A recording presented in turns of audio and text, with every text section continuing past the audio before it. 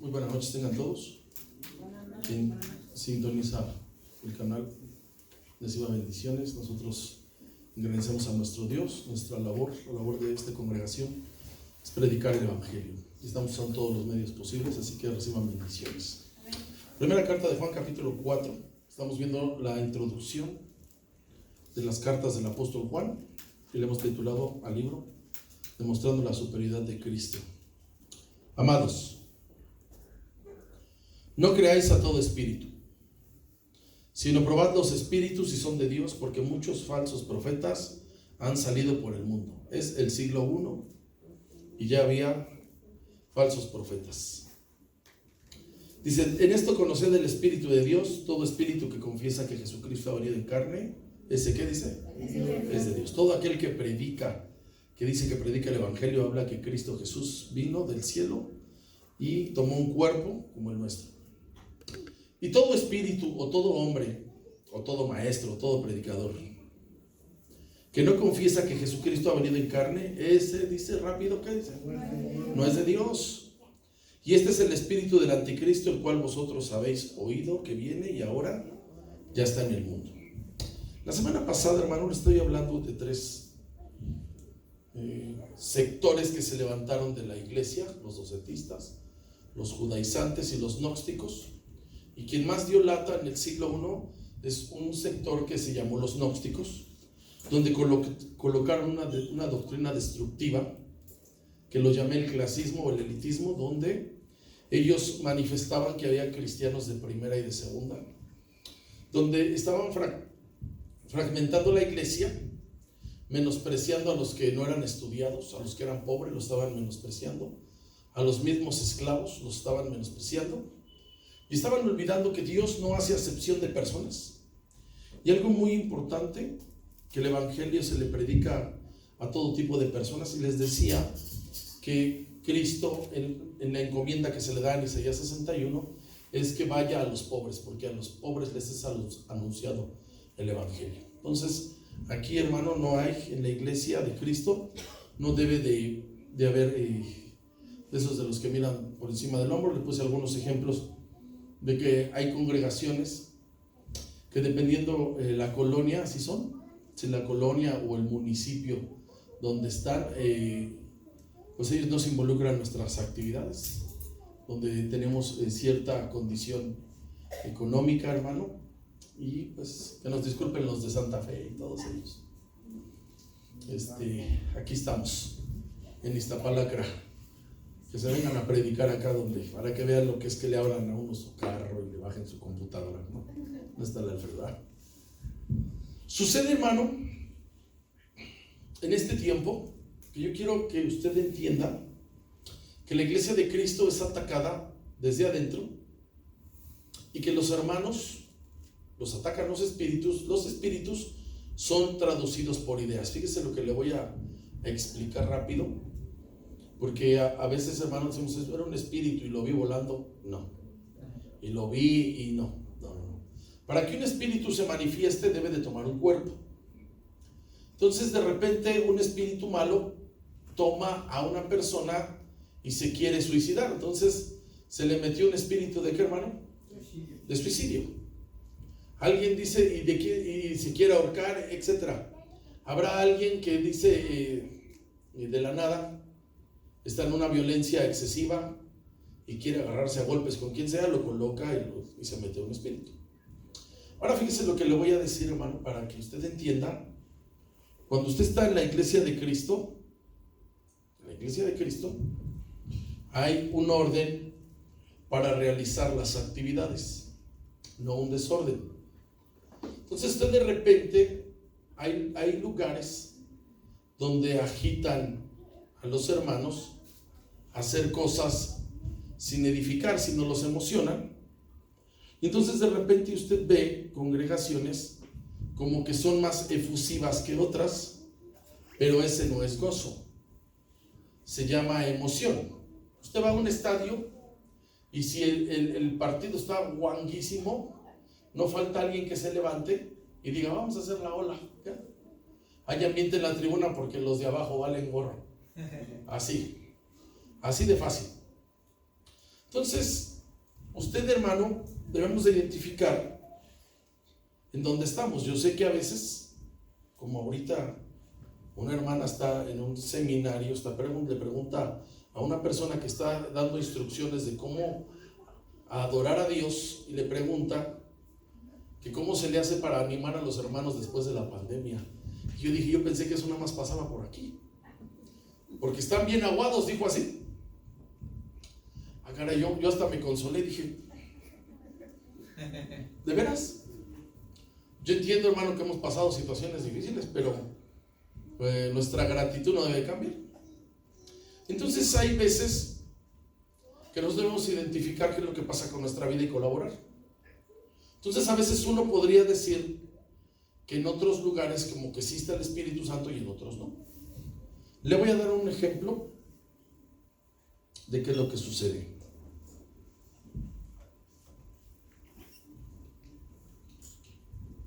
Hablando de agitación, imagínense que este es un refresco negro. Sí lo conoce, ¿verdad? Va a decir gloria a Dios, amén. Aquel gritó, dice que Dios bendiga al que inventó la coca. ¿Qué pasa si empiezo yo a... ¿Qué le estoy haciendo? ¿Lo estoy qué? Agitando. ¿Y qué pasa si yo le... ¿Cuál fue la cuestión para que se explotara todos los que lo agitaron? Sin en cambio esta agua, que uno que toma 4 o 5 litros diarios, uno la agita y no, ¿qué, hermano? ¿Cuál será más saludable? Pregunto ya hablando de realidad. ¿Cuál? No dije más rico, porque si me dice más rico es aquel. ¿Cuál es más saludable, esto o el otro refresco?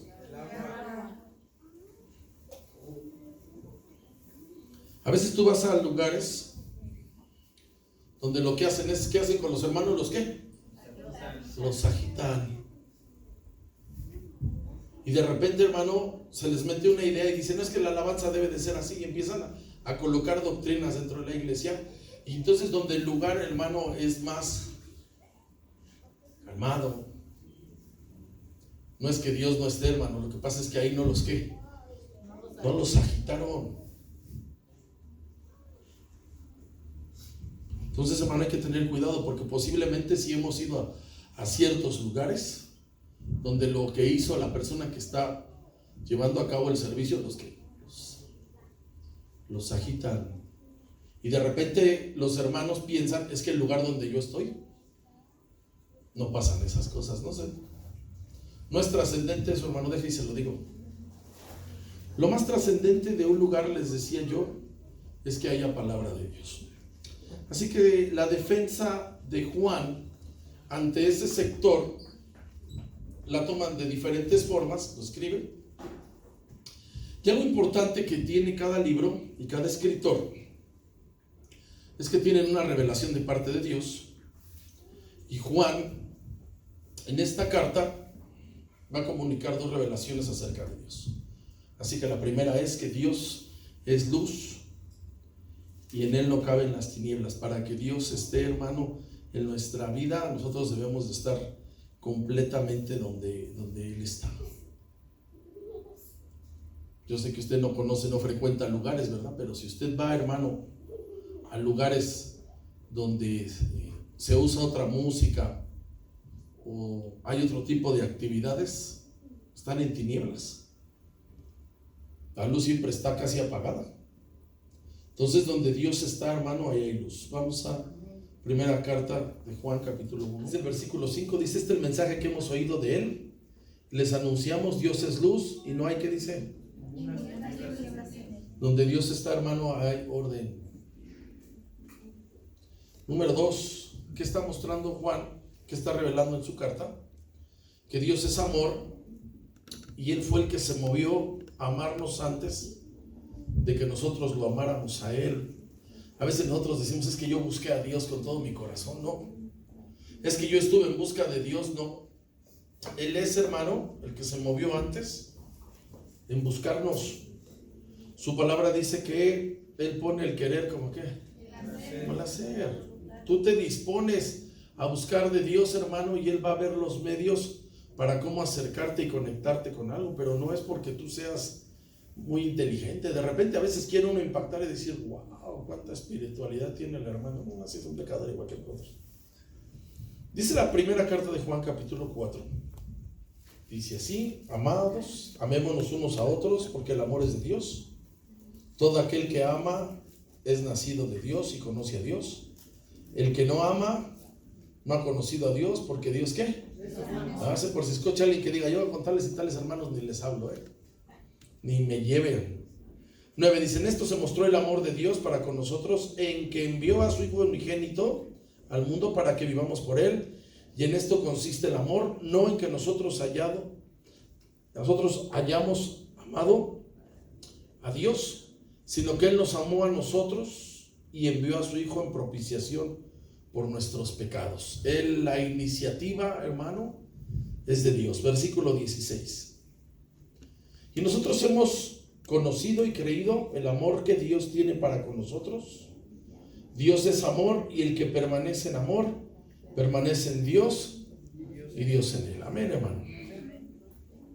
Veíamos la semana pasada que cuál es una de las formas de ver una congregación sana, es cuánto amor hay dentro del lugar, no las instalaciones, no las mismas ponencias, porque ahora usted puede ver cuando ciertas personas quieren conectarse y le tiran a los jóvenes, y ya pasa el pastor con su t-shirt, o sea, su playerita, todo roto, porque ya ve que está antes estaba uno bien jodido y traía la ropa rota, pero porque estaba uno bien quebrado. Ahora sale bien caro comprarse una chamarra y un pantalón rasgado, y ya están conectando. No, hermano. Juan está convencido de que Dios se revela a sí mismo, se da a sí mismo, que en él hay luz, que en él hay amor. Es bien importante. Veíamos la semana pasada la comunión que debe de haber unos con otros. Eso es importante. ¿Qué más tiene las cartas de Juan? Tiene la revelación del Señor Jesús.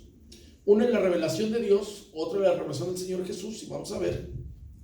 Y este hermano, en aquel tiempo, en el primer siglo, era de los principales ataques a la persona del Señor Jesucristo, porque cuestionaban su deidad, y sobre todo estaban cuestionando su encarnación, que era lo que querían debatir, donde él decía que Dios no podía tomar un cuerpo. Entonces, hermano, había que predicarles y anunciarles de una manera especial que Cristo, hermano, que Dios envió a Cristo y tomó un cuerpo. Por eso, hermano, es la concepción de María, donde el niño Jesús comienza a desarrollarse. Así que le quiero compartir un par de cosas.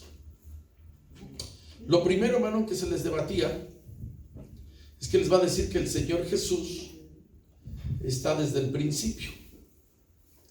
Dice primera de carta de Juan, capítulo 1, así, lo que era desde el principio de todas las cosas.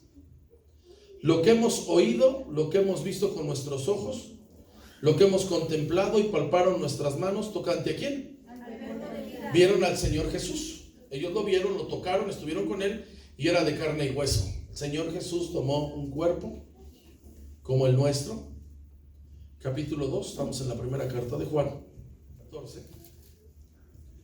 Dice: les he escrito a ustedes, padres, porque habéis conocido al que es desde el principio. Os he escrito a ustedes, jóvenes, porque son fuertes, y la palabra de Dios permanece en vosotros, y habéis vencido al maligno. Entonces, hermano, cuando una persona se encuentra con el Señor Jesús, de momento no entiende muchas cosas, sino con el tiempo, con el caminar, con el escudriñar de las Escrituras, nosotros entendemos esto: que Dios se hizo hombre, porque había que pagar el precio, ya que el hombre había entregado por derecho legal al enemigo su voluntad. Entonces Cristo toma ese cuerpo con el cual llega a la cruz. Número 2, otra manera de expresarlo sería decir que el Señor Jesús es el Hijo de Dios. Para los judíos solamente es Dios. Entonces para ellos entendían que iba a venir el Mesías, pero no entendían cómo iba a venir. Entonces el apóstol, hermano, escribe esto de una forma para debatir la grandeza del Señor Jesucristo. Pase al capítulo 4. Dice: todo aquel que confiese que Jesús es ¿quién? El Hijo de Dios. Dios permanece en él y él en Dios, porque no entendían que iba a venir el Mesías y que se iba a decir Hijo de Dios. 5:5 de la primera carta de Juan. Sino el que cree que Jesús, ¿quién es? Es el Hijo de Dios. Usted y yo, hermano, tenemos mucha revelación de eso, oraciones, declaraciones en el nombre del Hijo de Dios, el Señor Jesucristo. Mientras los judíos hoy en este tiempo, para ellos solamente es Dios. Usted y yo conocemos al Hijo de Dios, que es nuestro Salvador. A Él cantamos y alabamos. Por eso decíamos hace unos minutos: no hay nadie como el Señor Jesús. Amén. Amén. Así que la relación del Señor Jesús o con Dios es única, y se ve, hermano, siempre en el corazón del buscador, de alguien, hermano, que le busca de una manera humilde, siempre, hermano, buscando el perdón de Dios. Número 3, el Señor Jesús es el Cristo, es el Mesías esperado por los hebreos. Ellos debían de entender y de creer que el Señor Jesús no era cualquiera. Él era el Hijo de Dios, solamente que no entendían la encarnación y la venida de Él, porque ellos esperaban al Mesías de una forma diferente. Pasamos al capítulo 2. Dice: ¿quién es el mentiroso? Sino el que niega que Jesús, ¿quién es?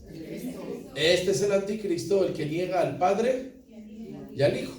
Siempre ha habido, hermano, habrá personas que quieren debatir la deidad de Cristo. Usted sabe si les da tiempo o no les da tiempo, pero siempre hay personas con esas ideas.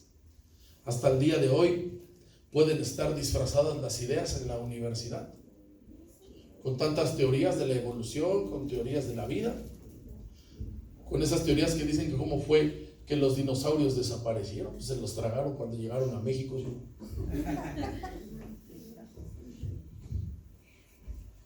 Dinosaurio enchilado hacían en mi pueblo, va a decir aquel. Dinosaurio al mojo de ajo. 5:1, primera carta de Juan. Todo aquel que cree que Jesús es el Cristo es nacido de Dios, y todo aquel que ama al que engendró, ama también al que ha sido engendrado por Él. O sea, ama a Dios. Entonces, hermanos, siempre la iglesia hemos tenido ataques, luego hacen revoltura de tantas cosas. Así que fíjese, hermano, cómo encontramos aquí que esto era para Juan muy importante, esencial para la fe. Y entonces, hermano, estamos entrando a este tiempo a un mundo de ideas que usted y yo debemos de saber debatir. Hay iglesias hoy en este tiempo, aquí en México no se han manifestado, pero en otros países donde sí están abriendo iglesias y donde los pastores son de la LGBT, o sea, que están así todos travestis y están cantando, adorando y predicando a Dios. Esas son ideas demoníacas. Entonces, de repente, alguien que simpatice con ese tipo de cuestiones va a decir: ya encontré una pobre, y ha de ver unas hermanas bien bonitas, igual. Y ya de ver qué taconzotes traen, ya ve que usan unas plataformas como de 15 centímetros. Ahorita está eso. Usted puede ver noticias en Inglaterra, hermano, en los países europeos, donde son muy liberales, y un sector de los gringos tienen esas ideas. ¿De dónde salieron, hermano? Al rato a alguien, a un director, se le ocurre hacer una película, y esa película la venden por todo el mundo, y ya de repente arman sus doctrinas. Siguen ahí, hermano. Entonces, hermano, estamos nosotros luchando constantemente con ciertas ideas. Sí, mire, hermano, nosotros a veces, cuando no conocemos bien las Escrituras, hacemos una revoltura del Antiguo Testamento con el Nuevo y confundimos la ley y la gracia. Aquí, hermano, estamos tranquilos, ya tenemos esas dificultades. Hay personas que son extremadamente liberales y dicen: no importa. Entonces, hermano, así está el asunto. Así ha sido, hermano, con los judíos, con los cristianos. Entonces, hermano, aquí hay algo importante. Volvamos a Juan capítulo 1. Lo que era desde el principio, lo que hemos oído, lo que hemos visto con nuestros ojos, lo que hemos contemplado y palparon nuestras manos tocante al verbo de vida. Nosotros lo vimos, ellos lo vieron, hermano. Usted sabe que la Biblia no tiene muchas cosas del Señor Jesús. No tiene, hermano, detalles esenciales de la vida.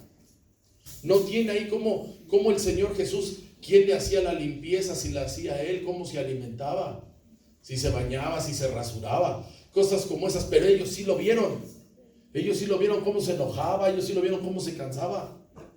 A ellos sí lo vieron cómo se durmió, ¿verdad? Que dice que iban transportando en la navegación y dice que se quedó dormido y cuando se levantó, digo, ¿por qué tienen miedo, hombres de poca fe? A ver, vientecito, ya cálmate. A ver, mar, aguántate. Entonces, hermano, el predicarles o el hacerles ver que el Hijo de Dios siempre tuvo una conexión con la eternidad, no lo entendían. Entonces hubo esas ideas en ese tiempo. Entonces, hermano, el conectar todas las cosas, como el Mesías tenía relación con la historia del mundo, porque hay un antes y hay un después, que su venida, que ese acontecimiento, hermano, llegaba a los planes de Dios. Todo eso, hermano, había que debatirlo en ese tiempo y no había la información que usted y yo tenemos. Y luego, hermano, ingresar al pueblo judío, en fin, hermano. Número 4. Había que demostrarles que el Señor Jesús fue verdaderamente hombre, o sea, de carne y hueso. Y entonces por eso dice ahí que el que negara al Señor Jesús que no había venido en carne, ese es el espíritu del anticristo. Quien negaba y decía, yo no creo que Cristo, el Mesías, haya venido a como lo conocemos en la historia de María. Eso, hermano, se estaba tomando, lo estaba señalando Juan, que eran ideas del anticristo. Por eso, hermano, es delicado decir tantas cosas. Primera carta de Juan, capítulo 4, versículos 2 y 3, dice así: en esto conoced el Espíritu de Dios. Todo espíritu que confiesa que Jesucristo ha venido, ¿qué dice? En carne, el sacrificio. ¿Ese cómo es? De Dios. Y yo vi un día al Señor Jesús que se enojó y vi cuántos pescados se comió también y cuántos se tomaba un té de higo, porque no sé si hubiera otro sabor, ¿verdad? 3. Y todo espíritu que no confiesa, todo aquel que predica y no confiesa que Jesucristo ha venido en carne, ¿qué dice? Fácil, dice eso cuando empieza a hablar, está hablando herejías. Y este es el espíritu del anticristo, el cual está entre vosotros, ha oído que viene y ahora está, dice, ¿cómo? En el mundo. Usted de repente oye que se levanta a algún lugar y dice, el Espíritu Santo es como nuestra madre. Así hay, hermanos, situaciones. Entonces el testimonio de Juan, el que está escribiendo, es que el Señor Jesús verdaderamente fue humano. Y él dice que él le había tocado y había experimentado estar con él. ¿Verdad que dice el Evangelio que él se acostaba en su pecho? Dice. Estamos ahí 1:1 de Juan, capítulo 1.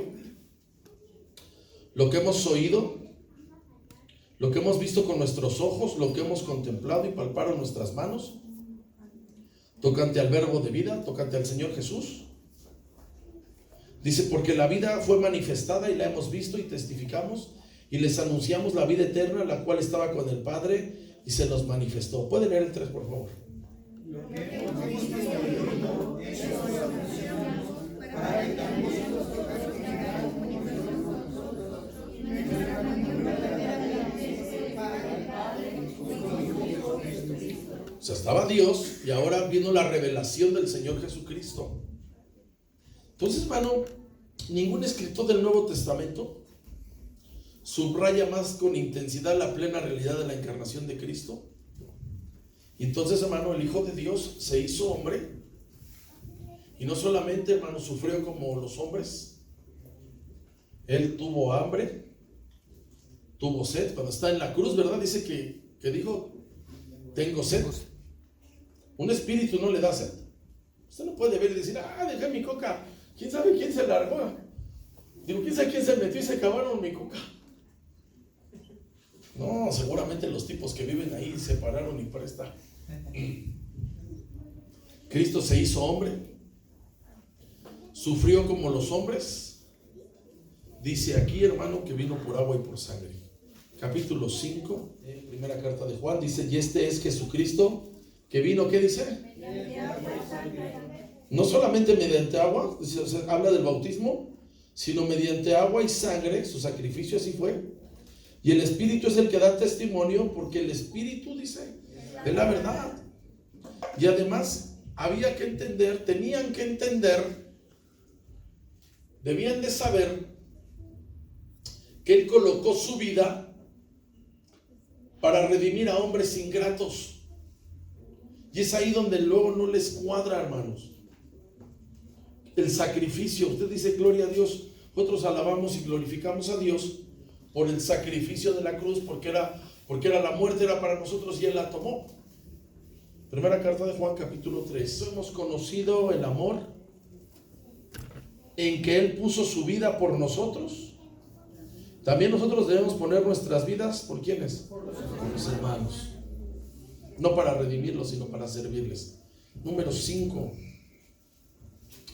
La venida del Señor Jesús, su encarnación, su vida, su muerte, su resurrección, su ascensión, se combinan, hermano, para tratar el pecado humano. Todo eso lo hizo Cristo. Antes eso no estaba revelado.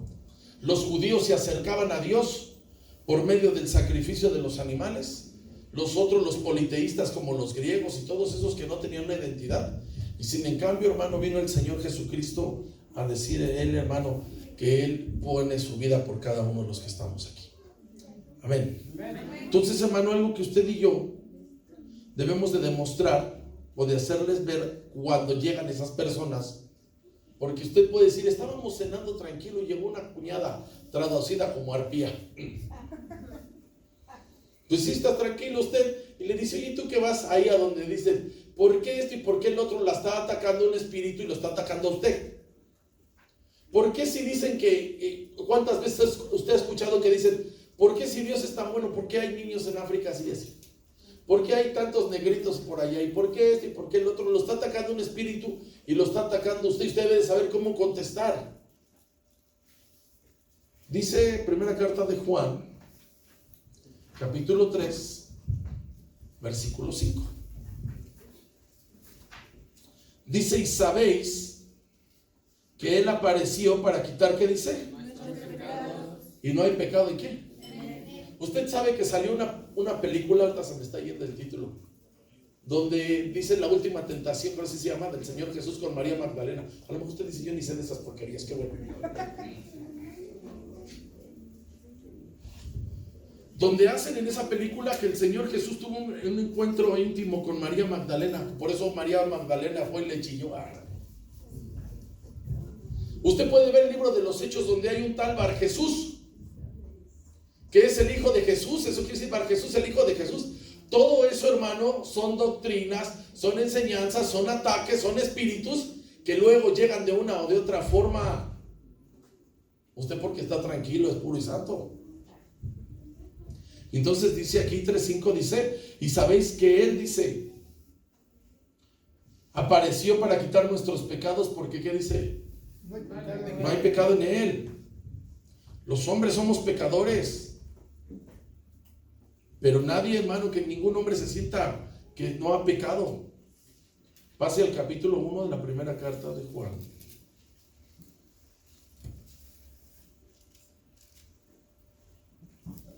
Versículo 8. Si decimos que no tenemos pecado, ¿qué dice? Yo doy mi gasto. Mi esposa lo sabe, ¿verdad? Gorda o flaca o chata, no sé. O prieta, ya ve que llegamos y le decía: no le digas a esa esposa la prieta. Y sí, la verdad estaba morena, pero no le dije. No, yo la verdad ni me meto. Yo aquí le dejo su gasto y me voy, y sabe que con nadie me meto. No. Si decimos que no tenemos pecado, nos engañamos a nosotros mismos, y la verdad, ¿qué dice? No está en nosotros. Si confesamos nuestros pecados, Él es fiel y justo para perdonar nuestros pecados y limpiarnos, ¿qué dice? Y si decimos, por si algún día usted, pues siendo tan santo y puro, dice que no ha pecado porque no se mete con nadie, porque usted respeta, Le hacemos mentiroso y su palabra, ¿qué dice? Todos hemos pecado, dice, y todos estamos destituidos de la ley. Pero en Cristo no hay pecado. Nunca lo hubo. Por eso cuando esas películas, con esos espíritus, con esos ataques donde hacen que el Señor Jesús tiene ese encuentro, hermano, mire, podría yo poner un ejemplo, pero por respeto a usted y por todas las mujeres que están aquí, de cómo el Señor Jesús aguantó la prueba de las pruebas, pero no lo voy a hacer, lo traigo aquí.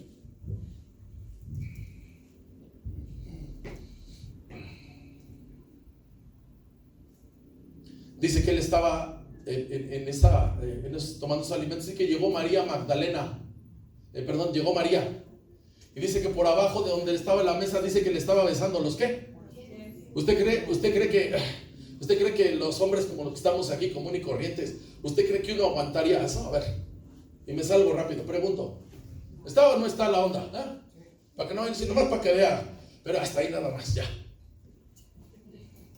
Así son los ataques. Mire, hermano, ya vienen las cenas de fin de año, ya vienen las cenas con los borrachos de sus compañeros de trabajo y lo empiezan a atacar. Y le empiezan a decir, tómate una, no al fin que esto, fúmate esto, mira que allá estás, salte y báilate. Y empiezan los ataques, hermano, y de repente al primer descuido, el diablo empieza a usar a uno de esos tipos y le empieza a decir, si Jesús convirtió el agua en vino, ¿sí o no? No hasta dicen, y el que no toma vino, no sé qué fregados vino, no hasta dicen así.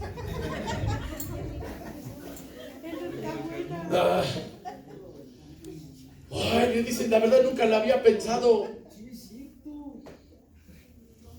Diga sin pecado. Primera de Juan capítulo 3. Y sabéis que Él apareció para quitar nuestros ¿qué? Y no hay pecado en Él, para que no le busquen. Hebreos capítulo 4, vamos a salir. Porque no tenemos un sumo sacerdote que no pueda compadecerse de ¿qué dice? Sin uno que fue tentado en todo según nuestra semejanza, pero ¿qué dice? Él vino en carne, hermano, pero no pecó. Señor Jesús, en relación a esto hace dos cosas para que usted y yo, hermano, sepamos que no estamos en la quebra, diría mi abuela. Número uno, ¿qué hace el Señor Jesús? ¿Cómo nos entiende Él? Él se vuelve nuestro abogado. Amén. A lo mejor usted nunca ha estado en ningún caso, pero quien ha estado en una situación legal, usted no se sabe defender como es. Se tiene que buscar a alguien profesional para que lo defienda. Ellos sí dicen el artículo tal, de la ley general de tal, en el inciso tal. Entonces saben hacer oficios a los jueces. Tú vas a presentar eso y te dicen ahí en donde tú demandas, te dice, hágamelo por escrito. Entonces tú no puedes poner ahí, me levanté ese día y después me acosté, me eché mis azucaritas con mi respectivo medio kilo de fresas, me regresé a la cama, Llega alguien y te sabe defender, hace un escrito y dice, aquí está. Entonces, ¿qué hace el Señor Jesús? Número uno, es nuestro ¿qué? Abogado. Capítulo 2 de la primera carta de Juan. Dice el versículo 1, dice, hijitos míos, estas cosas les escribo para que no ¿qué? Pero si alguno hubiere cometido pecado, que es bien seguro, abogado tenemos para con ¿quién? Jesucristo el justo. Aquí la palabra para abogado es una palabra griega que se llama paracletos. Y paracletos es alguien que es llamado y capacitado para ayudar. Y se le contrata para que te defienda. Mira, hermano, agarraron a Lozoya, contrató abogados y con todas las pruebas, con todo, lo están defendiendo. Lo están defendiendo. Agarraron a la esposa de no sé quién, contratan abogados ¿para qué? Para defender. Usted y yo tenemos nuestro abogado, ¿nos qué, hermano? ¿Qué hace? Esta palabra de paracletos se podría aplicar para un médico. Se ocupaba como para ser un testigo inteligente cuando hay un juicio a favor de alguien, que dicen, estamos un buen testigo, un buen abogado, cuando hay un juicio. Tú contratas a un abogado, o cuando alguien lo contrata, es para que defienda a alguien que tiene una acusación. Así. Uno que no tiene ninguna acusación, pues no necesita abogado, pero alguien que ha sido un infractor y entonces tiene un caso, necesita un abogado. Entonces el Señor Jesús es nuestro abogado, aboga nuestras causas con Dios. Él es el único, lo puede hacer con toda autoridad, porque Él no tiene pecado. Cristo es el defensor de los pecadores. Él no tiene pecado, Él entiende a los pecadores, Él no tiene pecado y tiene la autoridad. ¿Me está dando a entender? Tiene toda la autoridad. Tú contratas a un abogado para cualquier situación y posiblemente ese abogado moralmente no sea el mejor, nada más que se sabe defender. Nuestro abogado, hermano, es alguien que tiene toda la autoridad. Sígueme ahí, hermano. ¿Qué hace un abogado? Tiene todos los conocimientos y los usa para ser el vencedor en cada juicio. Eso es lo que hace el Señor Jesús. Amén. Segunda cuestión. Cristo es más que eso.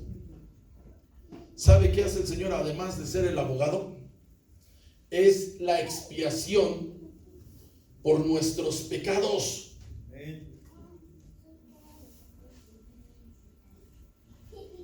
Usted se imagina esto, hermano.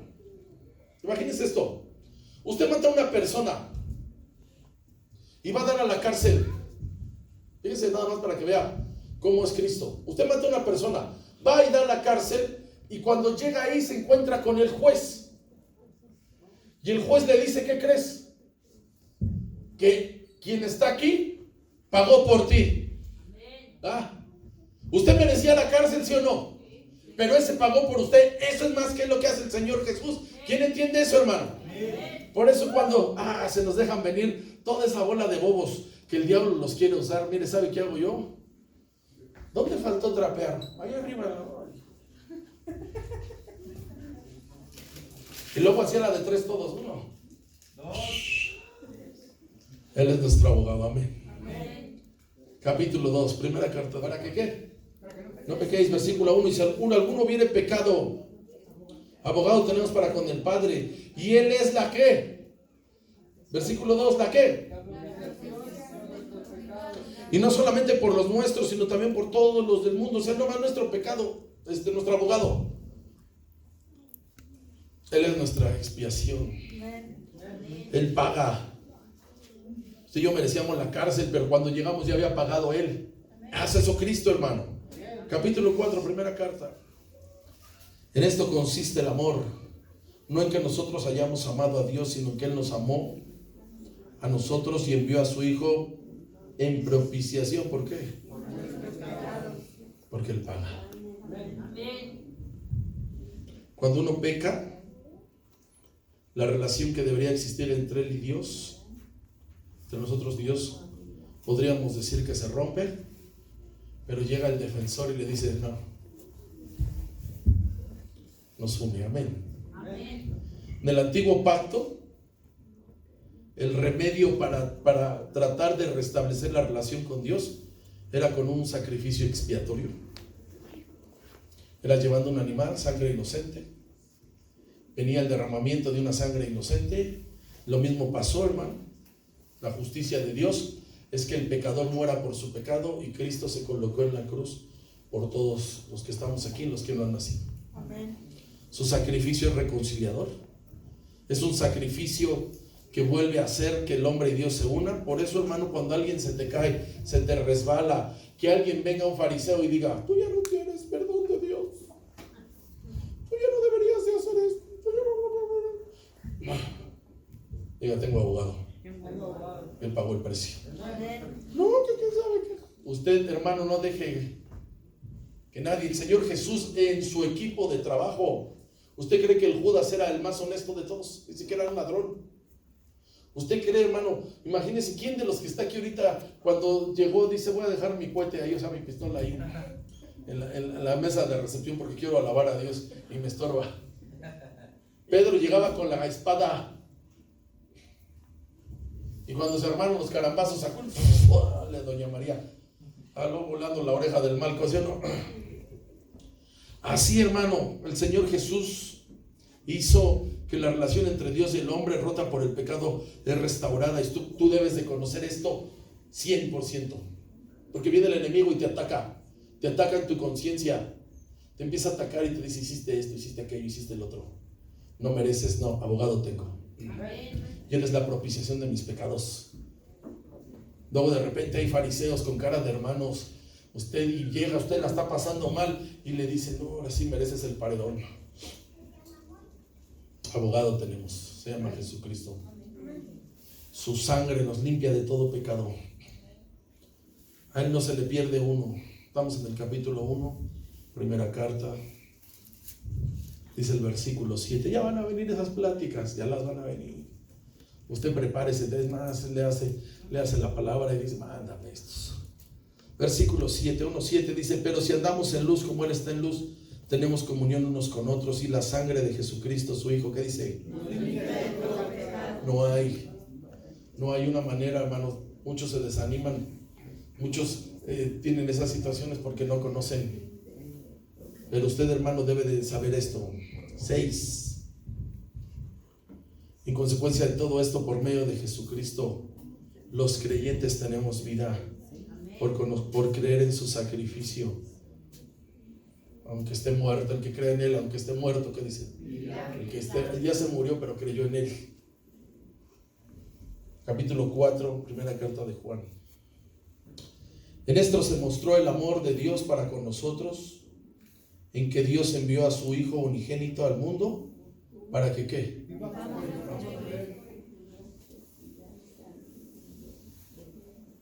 Yo sé, hermano, que permanecer es bien difícil. Cuando uno se tropieza, uno va con Él porque su sangre dice que nos limpia. Mira, hermano, a veces los endemoniados empiezan ni esos monos no empiezan a señalar pecados, ni esos monos, porque Cristo los ha limpiado y los calla. Se los perdonó Cristo, pero empiezan a señalar: y cállese, eso ya lo limpió Cristo. Usted cállese, usted lárguese. Es más, cayó gordo y se me larga África ahorita. Bueno, no dice el Señor que le pidieron permiso para irse unos cerdos. Órale, pero no sabían nadar los marranos. Órale, me largas África. Capítulo 5, vamos en la primera carta. Hay que saberse, hermano. Dice: este es el testimonio que Dios nos ha dado, vida eterna, y esta vida está en su Hijo. Lea el 12, por favor.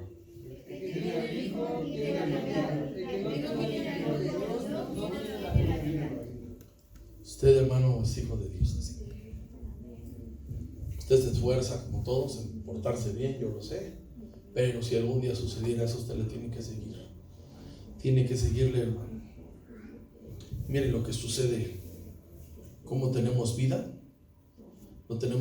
Estamos librados de la muerte. Tú crees en Él, hermano. Mueres creyendo en Él. Y llegará el tiempo y sabemos cómo está el asunto. Tenemos vida.